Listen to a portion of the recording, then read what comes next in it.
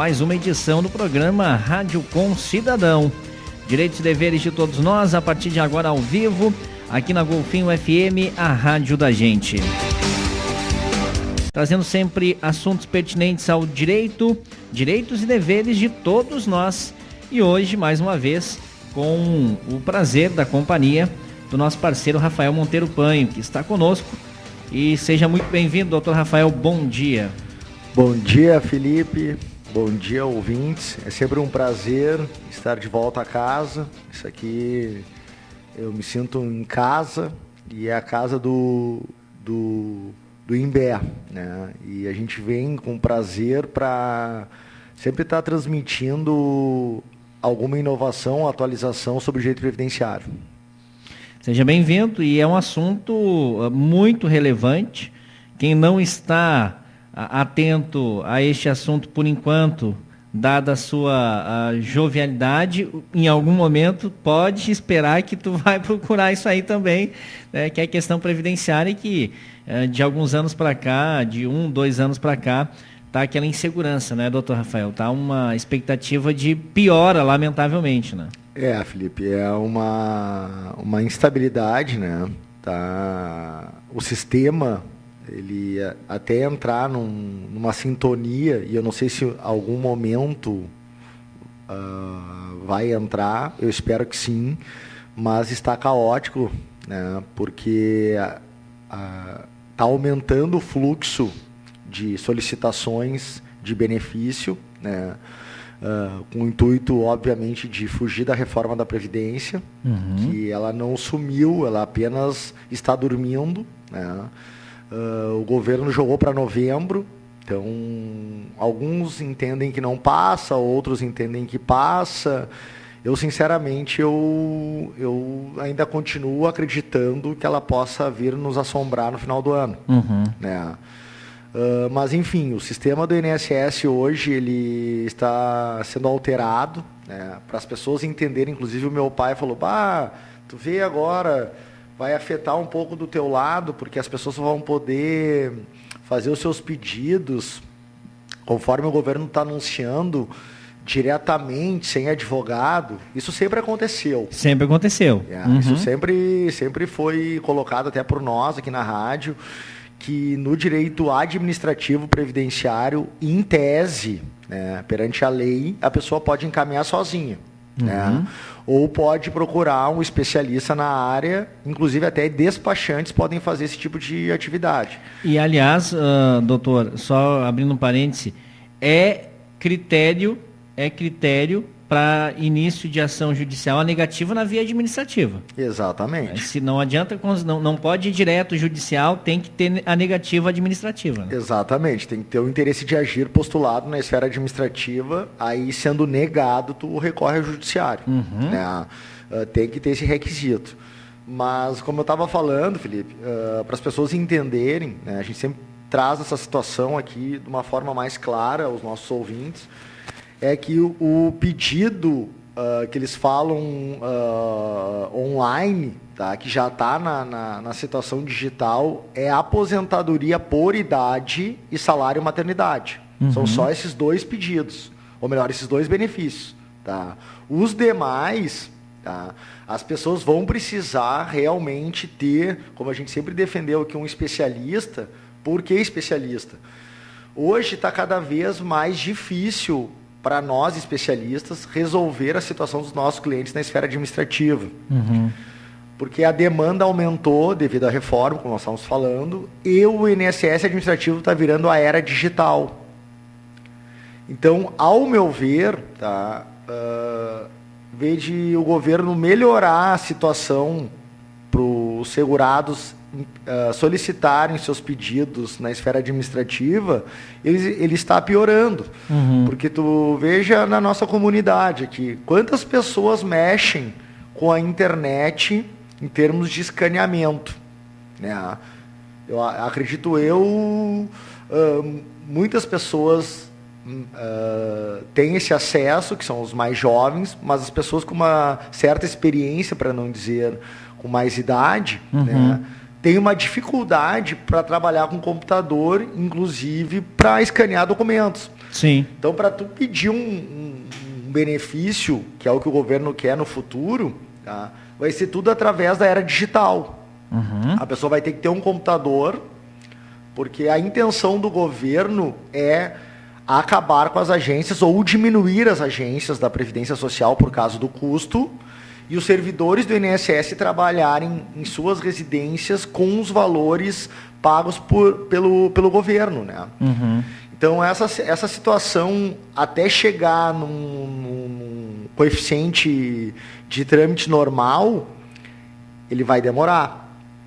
E hoje a gente está vendo que eu tenho processo físico, que são os mais antigos, que eles não estão conseguindo dar vazão, ou o seguinte, dar andamento nesses processos postulados antes da era digital, e os processos já com a era digital, que tem uma data para ser analisado esse pedido, mas não está acontecendo. O processo só está mudando de mesa, como eu digo. Entendi. Está saindo do atendimento pessoal, indo para o atendimento virtual, só que a demora é a mesma.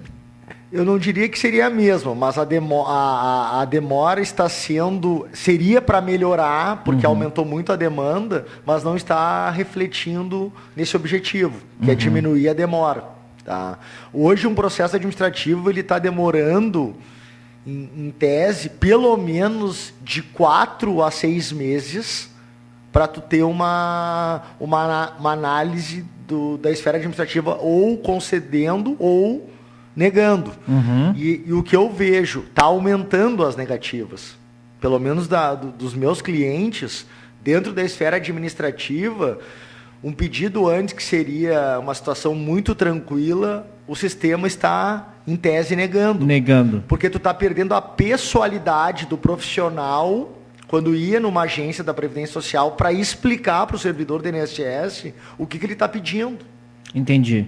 Tu tinha, por exemplo, o cidadão chegava lá com uma determinada documentação, na hora do atendimento dele, o atendente ia dizer, olha, isso aqui não é assim, isso aqui não é assado, conforme a normativa tal, isso aqui tem que ser diferente. Ele já saía dali com uma direção do que fazer para corrigir. Exatamente. Coisa que agora ele disponibiliza os documentos, o sistema dá um prazo e só naquele prazo vai dizer que deu algum problema. E muitas vezes, e a gente conversava antes de começar o programa, pedindo uma documentação que já foi entregue. Exatamente.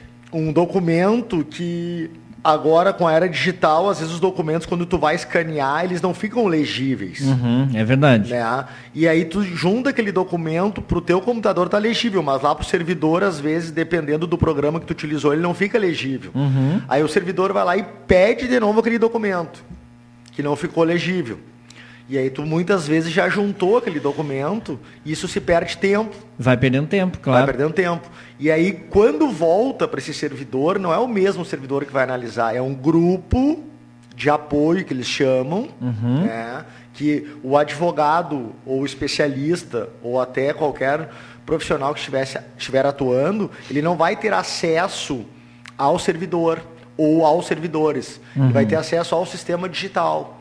Então, ao meu ver, a demanda vai aumentar em termos de improcedência. Então, as improcedências vão aumentar. Entendi. Doutor Rafael, me diz uma coisa. Quando o atendente ele faz ali a coleta dessa documentação, que ele identifica algum erro, ele já orienta na hora para o interessado, para quem está buscando esse benefício, né, ou aposentadoria, enfim, qual é o documento que falta. Exatamente. Né? Virtual, como nós falamos agora, eles vão abrir um prazo e a partir deste prazo, chega lá, vai ter uma análise até o dia tal. Eu imagino que seja assim que funcione. Exatamente. No dia tal, chegou lá, falta de pendência de documento tal. Ele vai te pedir uma diligência. Sim. E aí, com essa informação de que está faltando um documento, aí o cidadão tem que... Aí não é mais virtual. O cidadão tem que ir na agência? Não. Ou continua sendo virtual? Continua sendo virtual. Pois Ele vai cadastrar um e-mail, tá? E tu vai receber através do e-mail uma carta de exigência para tu cumprir aquela exigência dentro dos 30 dias. Certo. Mas a minha dúvida é justamente essa, porque daí eles vão aumentar naquele prazo inicial mais 30 dias. Exatamente. E como a questão, principalmente de benefícios, de aposentadoria não, mas principalmente de benefícios, lida com uma situação que é de primeira necessidade, que é de alimentos, por exemplo. Exatamente, Né? verba alimentar. É caráter alimentar. Exato. E aí como é que faz? O cidadão mais 30 dias aí continua dependendo da ajuda dos vizinhos, dos parentes e vai tentando sobreviver? Isso aí é quase que é uma desumanidade isso, né? Felipe, se a gente começar a falar, tá? Eu até conversei com meus clientes em Porto Alegre e quinta-feira que eu atendo em Tramandaí, né? A gente está fazendo uma construção e, ao meu ver, o sistema está fazendo uma destruição. Uhum. Por quê? Vamos falar de auxílio-doença, por exemplo. Com a medida provisória, a 664 e a 739, que foi promulgada em lei, tá, de 2016, depois de 2017, os auxílios-doença não têm mais prazo indeterminado pela esfera judicial, como tinham até 2016. Tá? Que eu até, em tese, concordo com isso, porque tem que ter uma fiscalização, mas essa fiscalização ela não pode ser uma fiscalização sempre para o lado mal. Ah, pois é. E normalmente é. Não, é o que está acontecendo. Então, só para tu entender, eu estou ganhando no meu escritório os auxílios-doença na esfera judicial, pela Federal de Capão da Canoa, que é a do litoral. Tá? É a primeira instância, no caso. Primeira instância, às vezes o INSS nem recorre, porque ele sabe que a perícia foi o comprovado e que o meu cliente está incapacitado. Mas na região, a Justiça Federal é em Capão da Canoa. Tá, que pega todo o litoral. E aí o juiz vai pela medida, pela lei, e diz, daqui tanto tempo, que é 120 dias, ou no máximo 6 meses, 180 dias, tá? A pessoa vai ter que ser revisada novamente para verificar se ela continua incapacitada para prorrogar o seu benefício. Só que ela volta para o INSS. Tá? Aí o INSS é onde ela postulou Osório, Torres, inclusive isso é uma outra coisa que nós vamos conversar sobre a diminuição das agências. Tá? Quando vai prorrogar, o pessoal diz, doutor, não me manda para Osório, mas não é Osório, não é Torres, em todas as cidades que eu estou vendo, que eu trabalho com muitas cidades do estado do Rio Grande do Sul, inclusive Santa Catarina e Paraná, o INSS, os peritos do INSS, eles estão perguntando para a pessoa se a pessoa fez judicial e estão cessando o pagamento ou o benefício, mesmo a pessoa comprovando que está em continuidade do tratamento médico. Então, o que eu estou vendo? Eu estou fazendo o processo judicial, estou ganhando o processo judicial, a pessoa vai para o administrativo novamente, porque é sistêmico. Quando ela vai fazer a prorrogação, eu te digo assim, uma média, 95% dessas prorrogações estão sendo cessadas. Com um simples intuito. Não está doente, daí o que a gente faz? Qual é a prova? Por isso que eu trago isso aos ouvintes. Porque a gente entra novamente na justiça e restabelece o benefício judicial. Entendi. Então, tu veja bem, vai ficar isso... há quanto tempo a pessoa tendo que ganhar na justiça, o INSS nega, a pessoa vai para a justiça, ganha, o INSS nega, aí o governo vai e publica isso, saiu essa semana, o último pente fino. Ele não tinha agenda quando eles chamaram ano passado um monte de gente para fazer uma reavaliação. As pessoas receberam as cartas, ligaram, fizeram protocolos. Tá? O governo ficou de, quando tiver a agenda, remarcar essa perícia para essa pessoa para ser reavaliada. O governo não fez isso, simplesmente agora ele cessou o pagamento das pessoas que estariam aguardando a perícia. Entendi. E aí o que está acontecendo? As pessoas daí, obviamente, quando vão receber, não tem o pagamento, ligam e aí eles agendam.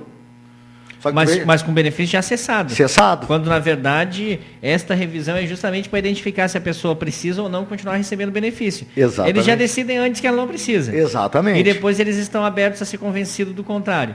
E aí eles publicam, o governo economizou R$1 bilhão. Assim é fácil, né, Felipe? É só tu fechar a torneira e dizer, tá todo mundo. Então quer dizer que 97%, e conforme foi publicado, foram revisados, quer dizer, foram revisados para o lado da negativa. Então quer dizer que 97% não estariam ganhando, não estariam incapacitados. Me desculpe, isso aí é Não, e outra coisa, né? Vamos então revisar, inclusive, a formação médica de todos os peritos que lá já deram o laudo dizendo que eles precisavam. Então, quer dizer, você admitir que 97? Você admitir que 97% das pessoas não poderiam estar ganhando é a mesma coisa que admitir que o nosso curso de medicina do Brasil é falho. Está formando pessoas incapacitadas. Exatamente. Então, alguma coisa está errada. Mas é o INSS fazendo o papel dele, né, doutor? Vamos combinar que esse é o papel deles. Só que brincando com a vida das pessoas, né? Porque eu repito, eu sei de casos, doutor, e é muito revoltante. E cada vez que o doutor Rafael vem aqui no programa, eu fico muito feliz, porque a gente se dá bem, né? Somos amigos aí já há alguns anos. Com certeza. Mas eu termino o programa um pouco mais revoltado de quando eu comecei. Porque daí começa a surgir a discussão e a gente vai vendo que o desgoverno, não é nem governo, né? O desgoverno, ele age para dificultar a vida das pessoas. Aí ele chega lá e diz o seguinte, eu sei porque nós noticiamos aqui na rádio, que todos os nomes de pessoas publicados no Diário Oficial da União devem procurar o INSS, ligar 135 e agendar uma revisão, uma perícia para ver se mantém o benefício ou não. Uhum. Aí eu te digo o seguinte, essas notícias normalmente elas são veiculadas na internet. A Golfinho faz um serviço de comunicar nas ondas da rádio aqui, porque nós temos uma responsabilidade social, nós temos um compromisso da informação, mas não é uma informação que tu liga o jornal Jornal Nacional e eles vão dizer. Não. Não é uma informação que tu liga ali o Jornal da Record e eles vão dizer. Não. Então, quer dizer, são meios de comunicação que as pessoas não têm acesso. Quem é que vai adquirir um Diário Oficial da União para ler se o nomezinho dele está lá? Quem é que vai fazer isso? Entendeu? Então, assim, com esses milhões que o governo federal gasta com publicidade, por que não determina que esse tipo de coisa tem que ser divulgado aí em horário nobre? Já que gasta milhões, por que não... Justamente porque o objetivo é que as pessoas não saibam que tem que procurar no Diário Oficial da União, não sabendo não vão marcar e não marcando vão perder o benefício. Com certeza. Então, assim, é brincadeira. É um absurdo. E fora isso, né, Felipe? Porque assim, que nem as pessoas dizem, pô, doutor, mas eles podem fazer isso, a gente ganhou através de uma ação federal, né? Eles podem revisar. E aí que está a gente conversando entre especialistas, toda a situação que tu aprende na universidade, quando tu está estudando no curso de Direito, tu sabe muito bem disso, o direito adquirido, o princípio da igualdade, o princípio da ampla defesa, isso aí está sendo colocado... Em segundo plano. Em segundo plano. Porque tu constrói uma prova, esta prova, ao meu ver, tá, ela se baseia através de um ato pericial. Claro que o magistrado não está atrelado exclusivamente a essa perícia. O que eu acho um absurdo. Ele tem autonomia para contrariar um médico. Exato. Sendo que ele estudou direito e o médico estudou medicina. Mas tudo bem, vamos lá. Exatamente. Só que a questão toda, mesmo tu trazendo todos esses elementos e tu ganhando ou tendo êxito no teu processo via judicial, quando tu vai para o administrativo...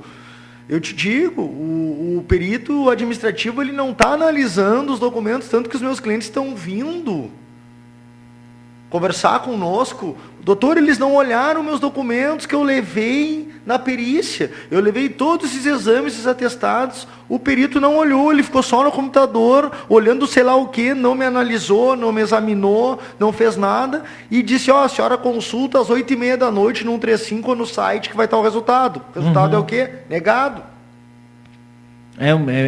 Olha, impressionante, né? E aí eles, por exemplo, pegam uma situação de depressão, uma perícia psiquiátrica, tá? Que a pessoa já tem ou bipolarismo, ou retardo mental, ou ansiedade, ou sendo usuário de drogas, enfim, tá? Que a pessoa não tenha a situação de conectividade dos remédios que toma, qual é o tratamento que está fazendo, porque esquece algumas vezes disso. Então, uma perícia psiquiátrica, ao meu ver, teria que entrar algum familiar que realmente que preste esse cuidado com essa pessoa, junto até para entender o que o médico está querendo de documento. Né? Tá pegar uma pessoa doente, botar dentro da sala do médico, tua filha está doente, é uma menor, obviamente, mas vamos imaginar, tua esposa estando doente, tu acompanha ela no médico para dizer, aconteceu isso, aquilo, ela estava com febre, tarará, até porque a pessoa não vai lembrar, estando numa situação crônica da doença. Claro, com certeza. Não, aí a perícia administrativa, ela entra sozinha, o perito faz o que bem entende, esta perícia ela não é gravada, ela não é feito nada, e o que acontece? Fica a palavra do segurado contra a palavra do perito. E aí é desproporcional, né? E vamos ser bem claros, o governo paga por perícia revisada o valor de R$70, né? A gente não pode esquecer disso. Quando esta perícia é revisada. Ou seja, há, obviamente, o interesse de que essa perícia seja revisada para que o cara ganhe os R$70, senão ele não ganha.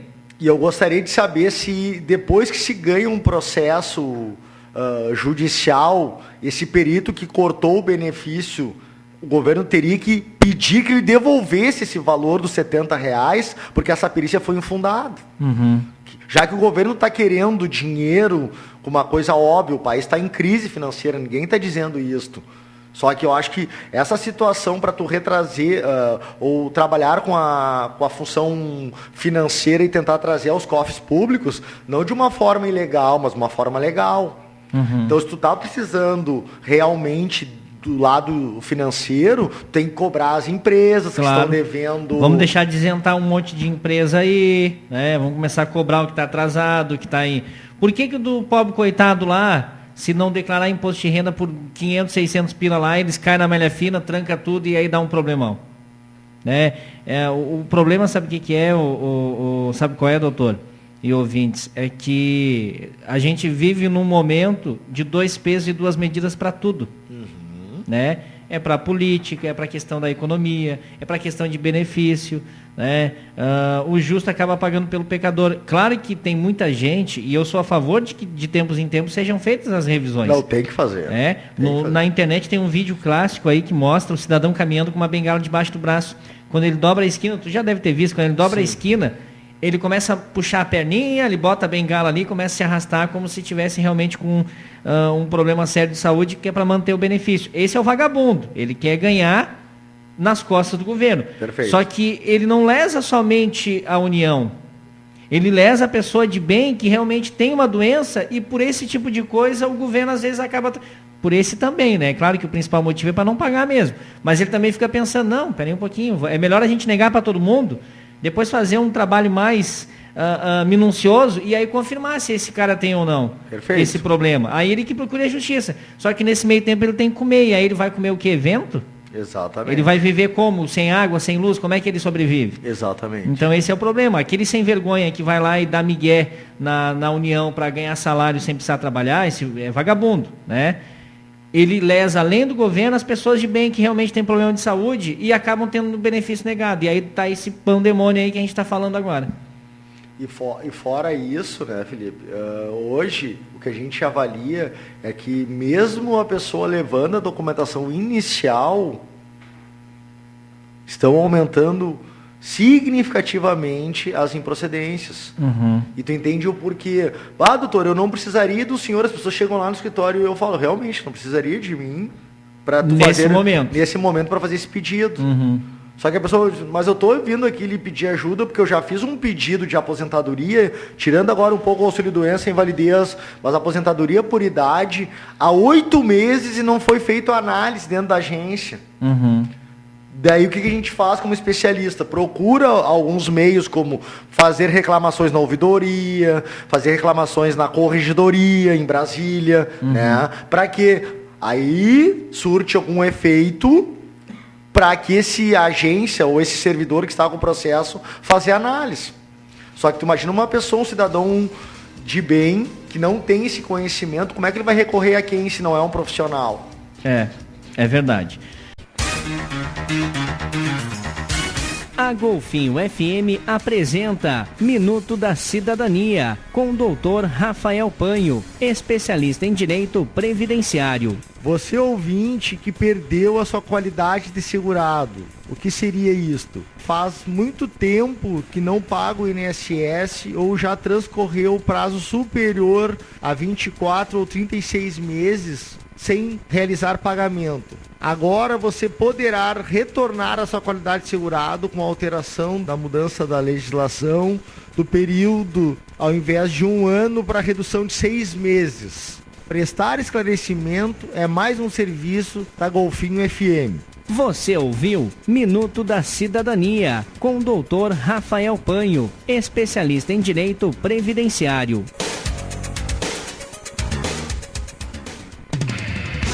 Mecânica Foguinho, mecânica e autoelétrica, um nome de tradição e confiança. Mecânica Foguinho, Avenida Praguaçu, número 300, em Marisul, Imbé. Fones 3624-1457 ou 996-412-263. Mecânica Foguinho. Golfinho FM, a rádio da gente.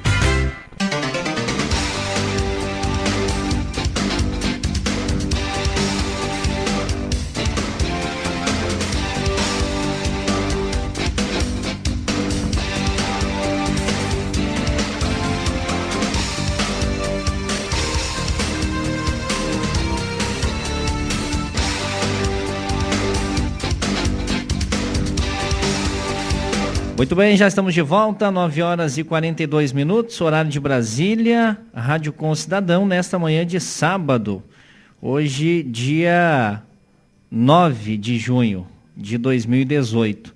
Tempo bom, apesar da temperatura baixa, nós estamos registrando nesse momento aqui no estúdio, conforme a Somar Meteorologia, temperatura de 9 graus, 88% a umidade relativa do ar, realmente está muito frio. E a gente segue com o Dr. Rafael Monteiro Panho, especialista do direito previdenciário.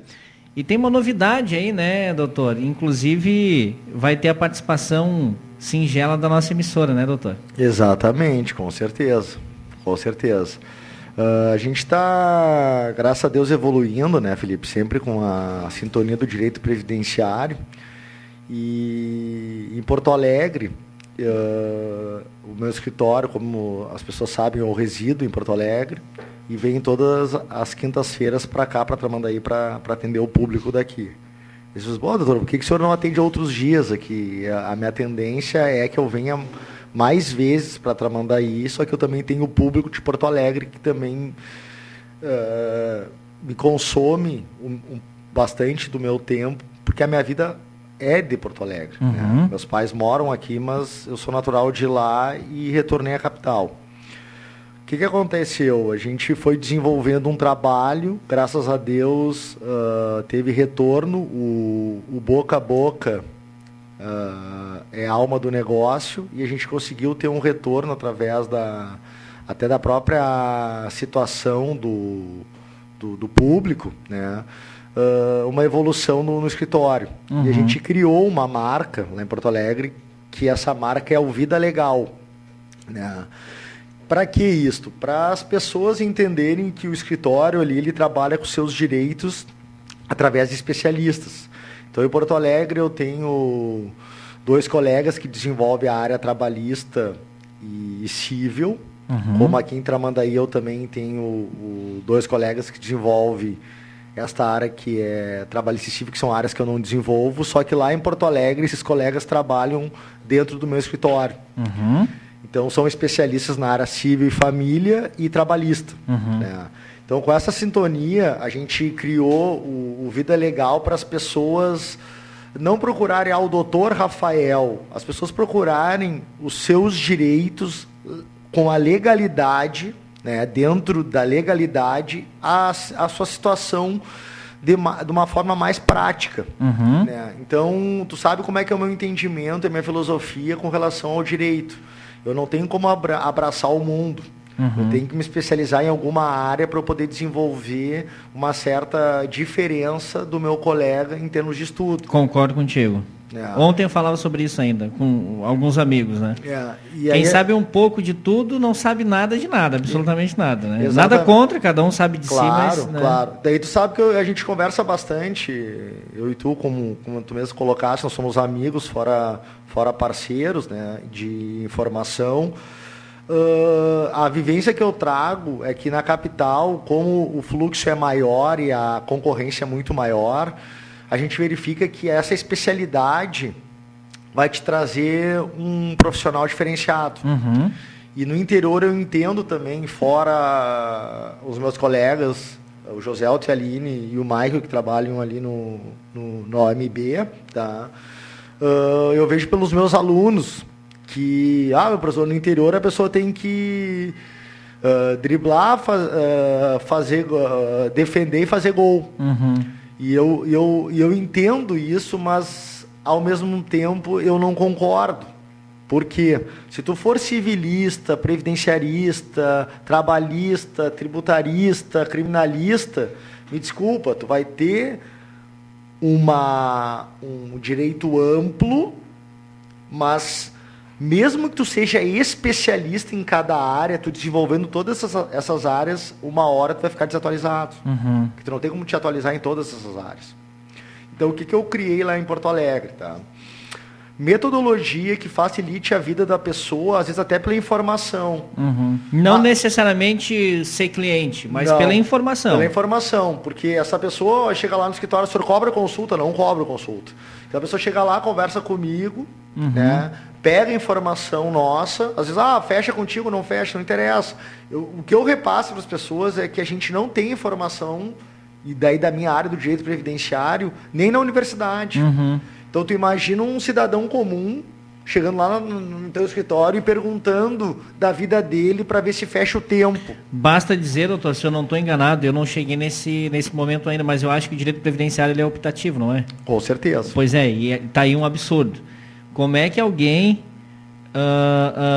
não é obrigatório. Permite que uma situação que todos vão passar, absolutamente todo mundo vai passar em algum momento. Claro que muita gente consegue na via administrativa sem a necessidade de um acionamento na justiça, eu concordo com isso. Mas pelo que nós estamos vendo atualmente, não é assim que funciona. Não. Então, como é que eles permitem a formatação de um curso de direito onde aquilo que todo cidadão brasileiro vai necessitar um dia é optativo? Não tem cabimento uma coisa dessas. E mesmo sendo optativo, e eu acredito que tu vai fazer, vai uma cadeira em toda a base curricular. Então tu me desculpa, como é que tu tem direito penal? Tu tem penal 1, 2, 3 e 4, que é o que eu tinha. Correto. Tá. Processo penal, tu tem 1, 2 e 3. Correto. Tá. Civil, mesma coisa. Processo civil, mesma coisa. E daí, por que o direito previdenciário só tem uma cadeira? Optativa. Aí eu deixo os ouvintes com um ponto de interrogação. Não, e outra coisa, o direito do trabalho, né?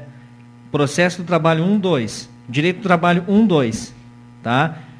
Será que todo trabalhador vai precisar invocar o direito do trabalho em algum momento pela relação com o seu chefe? Não. Mas todo trabalhador ele vai precisar ficar atento à questão previdenciária. Com certeza. Olha só a desproporção. Não dá para entender que muito. Deveriam até trazer esta cadeira para dentro do currículo escolar. A previdenciária? Previdenciária, no 2º grau. Por quê?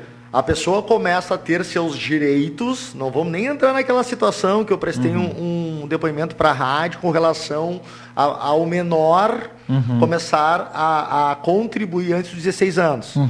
Vamos entrar na situação legal, que por enquanto a lei permite para o urbano a partir dos 16 anos. 16 anos claro, eu fui sempre prematuro, né, Felipe? Eu entrei na universidade com 16 anos. Mas pegando a regra, 16 anos a pessoa está no 2º grau. O que acontece? Ela pode começar a pagar como segurado facultativo por ser estudante, tá? Para elevar ou melhorar, antecipar a sua base contributiva Para quê? Se ela engravidar, se ela tiver uma doença, se ela tiver um acidente, ela está amparada, ou até um óbito, está amparada por os seus direitos de qualidade segurado. Né? Só que ninguém é orientado isso no início. A pessoa é orientada quando? Quando tem o problema. Ah, mas ninguém tinha me falado isso. Ah, mas nunca me disseram isso. Ah, doutor, conta período de auxílio-doença como tempo de contribuição? Conta. Pois é, mas dentro do INSS me falaram que não.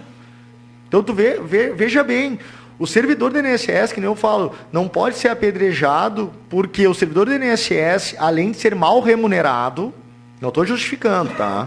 Mas o servidor do INSS, servidor, ele é mal remunerado, ao meu ver, conforme os servidores públicos federais. Ele é o pior remunerado, para ser bem sincero. Tá? Ele é mal atualizado, eles fazem um monte de instituição normativa, tem mais de 900 artigos, pergunta quantos cursos eles fazem com servidores para atualizar os servidores do INSS. Sim, mas aí é que tá, também não é interesse que eles estejam atualizados, porque talvez eles deem informações que facilitem a vida do cidadão e o propósito muitas vezes não é esse, né?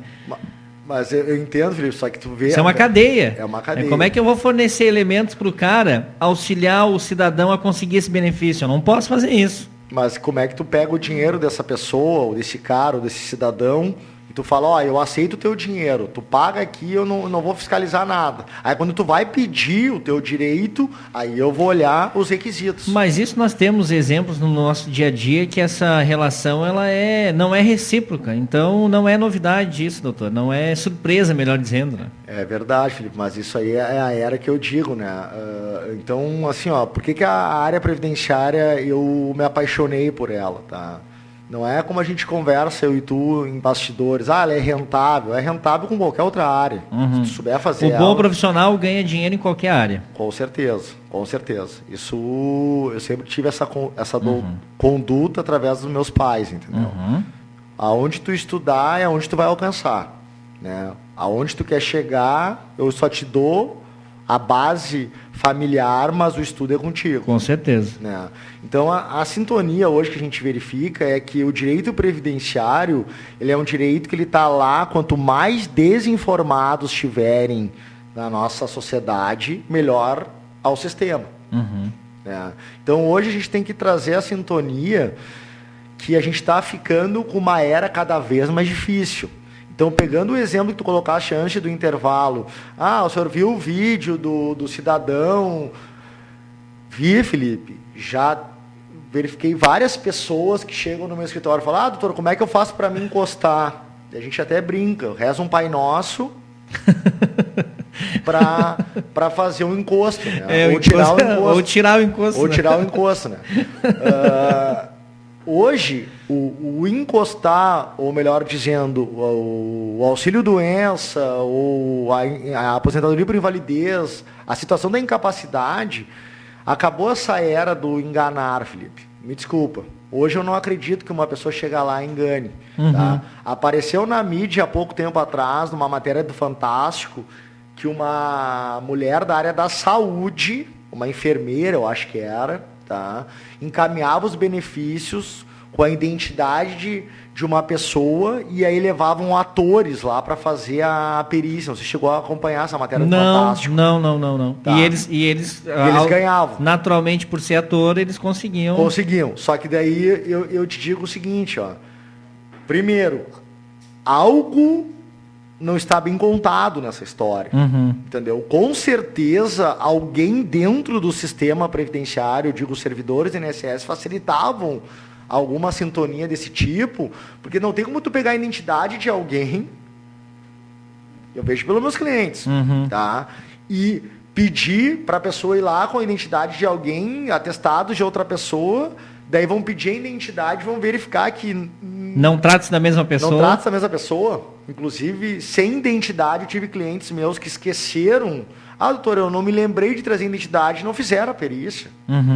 Que é o certo. Claro. Então, não tem como te identificar. Com certeza. Então, essa sintonia de irregularidades, me desculpa, mas alguém facilitou. A pessoa não consegue sozinha essa situação.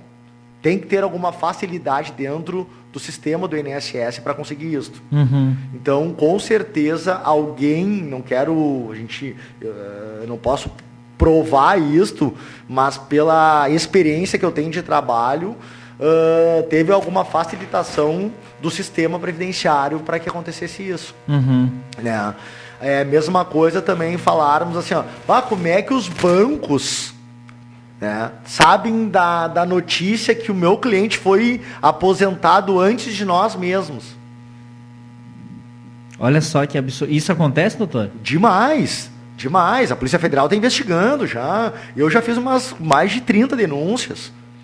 O banco fica sabendo que a pessoa vai se aposentar antes da própria pessoa. Antes do próprio procurador da pessoa, antes do sistema aparecer ali. Mas olha que absurdo. Antes do sistema aparecer. Eu sei quando os meus clientes conseguiram um benefício, quando o cliente, doutor, eu recebi uma ligação do Banco Itaú, que é o conveniado do INSS, sobre o empréstimo que eles querem me vender, que eu já estou com dinheiro lá na conta e já me ligaram. Aí eu vou pesquisar no sistema do INSS e no sistema aparece benefício habilitado, não aparece concedido.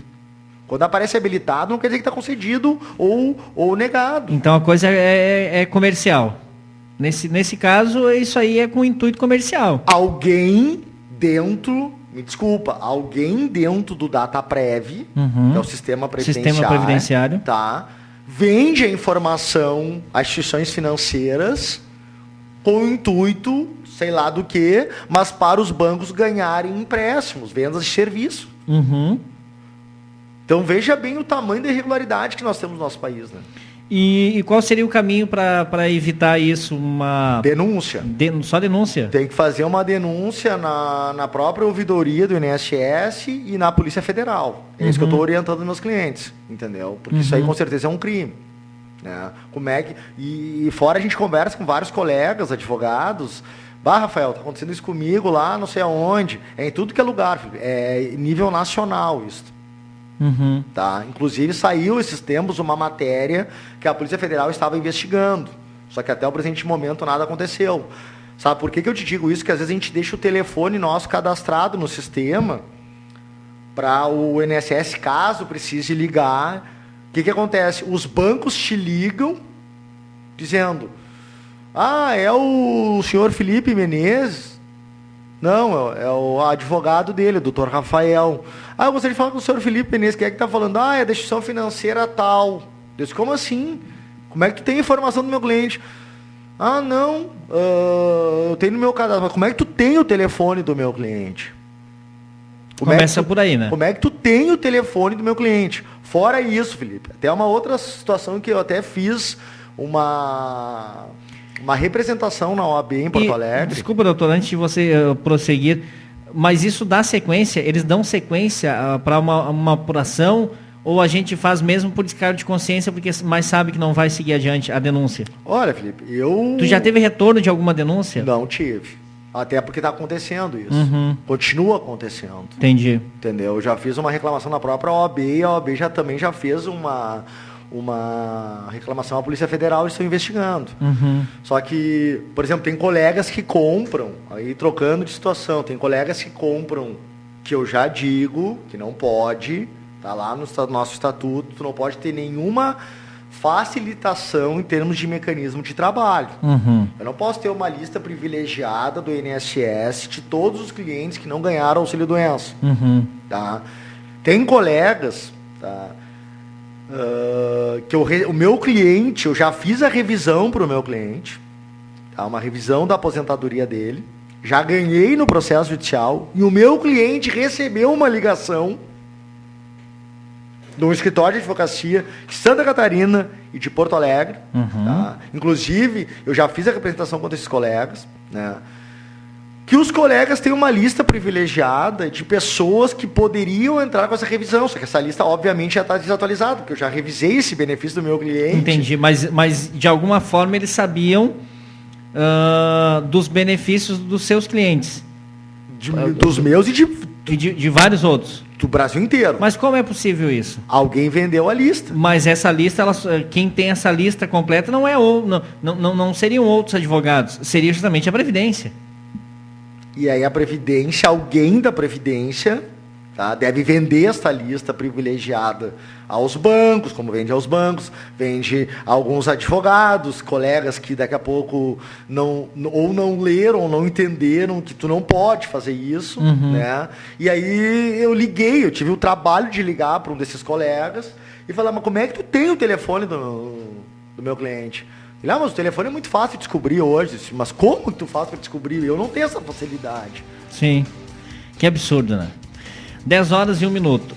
Nessa proposta do Vida Legal, os programas que a gente faz aqui na rádio, sempre que possível, serão disponibilizados lá também no site, né, isso, doutor? Então... Sempre com caráter informativo, né, Felipe? Isso aí é pra gente sempre estar difundindo e defendendo a situação da informação. Claro, claro. Não é com o intuito de captação ou não. É com o intuito de a gente transmitir o nosso trabalho para as pessoas. Quem nos conhece sabe que a gente trabalha de uma forma coerente, sem retirar dos seus direitos, ou melhor, da concorrência, porque hoje tem espaço para todo mundo. Com certeza. E o programa que nós fizemos aqui, em momento algum, é para direcionar, canalizar cliente para A, B ou C. É em caráter informativo. Com certeza, esse até é o porque propósito. A gente vem aqui, tu traz outros colaboradores. Com certeza, com certeza. O canal é sempre dar informação. Esta é o intuito nós, como militantes do direito e juristas, temos que repassar aos nossos ouvintes a maior informação e informação adequada. Porque a gente sabe que muitos canais, até da própria comunicação, ela vem de uma forma conturbada ou inverídica. É verdade. 10 horas e 2 minutos. O Dr. Rafael veio de Porto Alegre especialmente para participar conosco hoje. E a gente fica muito feliz. Uma pena que a gente não pode disponibilizar um pouco mais de tempo, doutor. Desejo um bom final de semana, doutor Rafael. A gente está sempre à disposição e um grande abraço. Ao amigo também, desejo um bom final de semana aos ouvintes. Agradeço mais uma vez o espaço aqui da minha casa. Eu posso dizer que com certeza. A casa é de todos.